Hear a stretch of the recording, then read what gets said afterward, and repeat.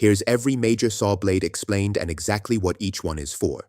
Rip blade. The rip blade runs a low tooth count, usually 24 teeth on a 10-inch plate, and it is built for one job, cutting with the grain down the length of a board.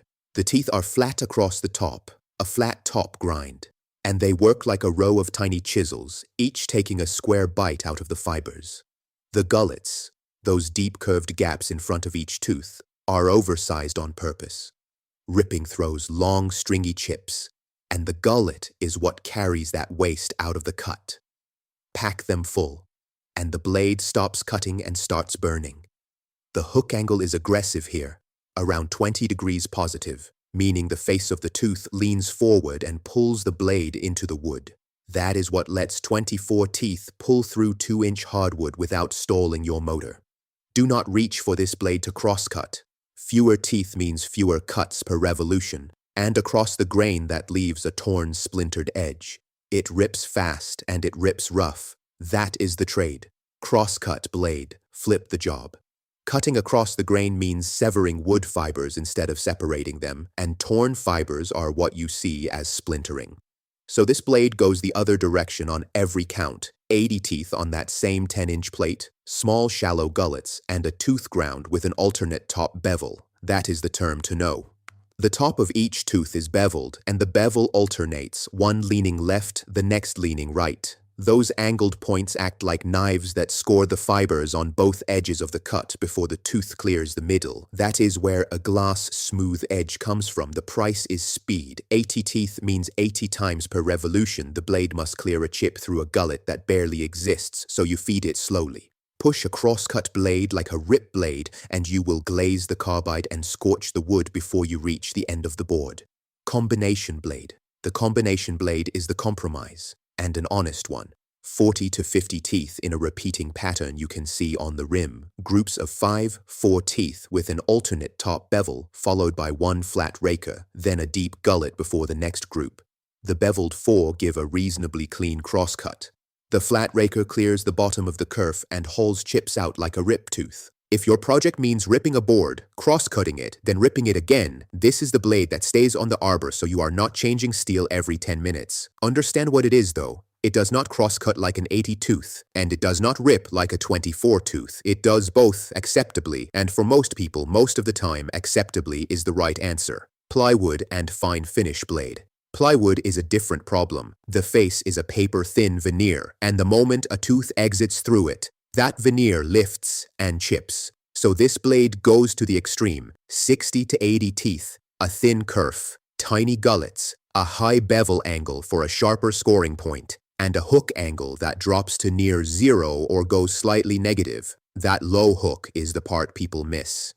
A negative hook means the tooth face leans away from the direction of rotation, so instead of pulling itself up into the material, the blade shears down through it. Less lifting means less tear out on the top face. Use it on plywood, veneered panel, and thin hardwood and support the workpiece underneath. A zero clearance insert or even a sacrificial scrap under the cut does more for your edge quality than the last 20 teeth on the blade. Triple chip grind blade. Melamine, laminate, and MDF destroy ordinary blades because what you are cutting is glue and resin loaded with abrasive filler. The triple chip grind exists for this. The pattern alternates. A trapezoid tooth with its corners chamfered off, then a flat raker tooth sitting slightly lower. The trapezoid goes first and cuts a chamfered groove down the middle. The flat tooth follows and cleans out the corners. Because the leading tooth never presents a sharp point to the material, there is no delicate corner to break off. That is why triple chip survives in abrasive sheet goods when a bevel blade goes dull in an afternoon. It also runs cooler in dense material. The finish is very slightly less crisp than a good high tooth count bevel blade in solid wood, which is the only reason not to run it everywhere. Non-ferrous metal blade. This one cuts aluminum, brass, and copper. And the word non-ferrous is doing critical work in that sentence. It is not for steel, ever. What makes it its own blade is the combination.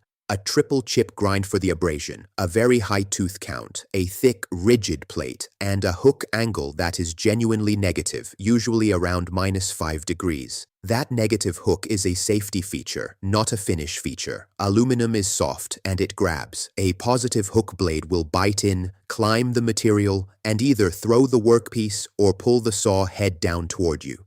The negative hook pushes the stock down into the table and against the fence instead. Use cutting wax, clamp the workpiece, never freehand it, and feed slowly. Aluminum chips come off hot and fast. Dado stack. A dado stack is not one blade, it is a set. 2 outer blades that look like small rip blades, a number of chippers that sit between them, and thin shims to fine-tune the total width. Assembled on the arbor, it cuts a flat-bottomed groove instead of a slot, anywhere from a 1/4 inch up to about 13/16. That flat bottom is the point. It is how you cut a housing for a shelf, a rebate along an edge, or a joint that seats properly. 2 hard limits. Your saw needs enough arbor length to carry the full stack plus the nut, and many saws do not, so measure before you spend. And a dado stack belongs on a table saw only. It does not go on a handheld circular saw, and it does not go on most sliding miter saws. There is no guard geometry that makes that safe. Thin kerf blade. Kerf is simply the width of the slot the blade removes, and it is set by the carbide tips, not the plate. A full kerf blade takes about 1/8 of an inch, roughly 3.2 millimeters. A thin kerf takes about 3/30 seconds, around 2.4. That sounds like nothing until you consider the motor. You are asking it to turn 1/3 less material into sawdust. So a thin kerf blade is how an underpowered contractor saw or a cordless circular saw gets through hardwood it otherwise could not. It also wastes less of an expensive board over many cuts. The catch is rigidity. A thinner plate flexes more under side load, which can wander in a long rip or leave a slightly wavy cut. On a saw with real power, a full kerf blade tracks straighter. Match the blade to the machine, not to the price tag. Abrasive cutoff wheel. This one has no teeth at all. It is a bonded abrasive disc, usually aluminum oxide with fiberglass reinforcement, spun up in a metal chop saw. It does not cut metal so much as grind its way through, and it consumes itself doing it. The wheel gets measurably smaller as you work, which is normal. Understand the consequences of that method. It throws a heavy shower of hot sparks, it puts real heat into the workpiece, and it leaves a burr and a discolored heat-affected edge you will have to clean up. Check the rated speed printed on the wheel every single time, and make sure it meets or exceeds the speed of your saw. Never use one with a cracked edge, and never apply side pressure. These are increasingly replaced by carbide-tipped cold-cut blades which cut cleaner and cooler at a much higher price per blade. Diamond blade. Another blade with no teeth. The rim carries industrial diamond particles suspended in a metal bond, and it works by abrasion, grinding through tile, stone, concrete, and masonry. The bond wears away as you cut, exposing fresh diamond underneath, which is why a diamond blade goes dull on material too soft to wear that bond. 3 rims to recognize. A continuous rim is a smooth, unbroken edge, used wet, and it gives the chip-free edge you want in porcelain and ceramic tile.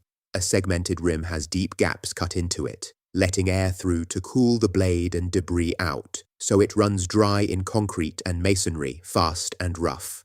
A turbo rim sits between the two with serrated segments, faster than continuous, cleaner than segmented. If the blade says wet use only, that is not a suggestion. Without water, it overheats, and the bond fails. Reciprocating saw blade. Now we leave the circle. A reciprocating blade is a straight strip of steel with teeth along one edge, defined by 2 numbers, its length and its teeth per inch. 6 teeth per inch is a coarse wood blade that eats through framing lumber. 14 to 18 is a metal blade for pipe and conduit. 10 to 14 is the general demolition range, and the bimetal blades there are the ones that survive hitting a nail buried in a stud, because hardened teeth are welded to a flexible spring steel body that bends instead of snapping. Here is the rule that governs every toothed blade like this, and most people have never heard it. You want at least 3 teeth in contact with the material at all times. Fewer than 3 and the teeth stop cutting and start hooking the edge, which strips teeth, jams the blade, and kicks the tool back at you. Thin metal needs a fine blade for exactly that reason. Jigsaw blade, the last one, and the one bought wrong most often. First, the shank. A T-shank has a tang at the top and locks into almost every modern tool-free jigsaw, while a U-shank is the older style needing a screw or a different clamp. Buy the wrong one and it simply will not fit. Then tooth direction, which decides your finish. A standard blade cuts on the upstroke, driving splinters up through the top face, so you cut with the good face down. A reverse tooth, or downcut blade, cuts on the downstroke and leaves the top face clean, which is what you want on a finished laminate counter or a veneered panel you cannot flip. After that, it is the same logic as everything else here. Coarse teeth and a wide body for fast curves in thick wood, fine teeth for metal and plastic, and enough teeth to keep 3 of them in the material at once.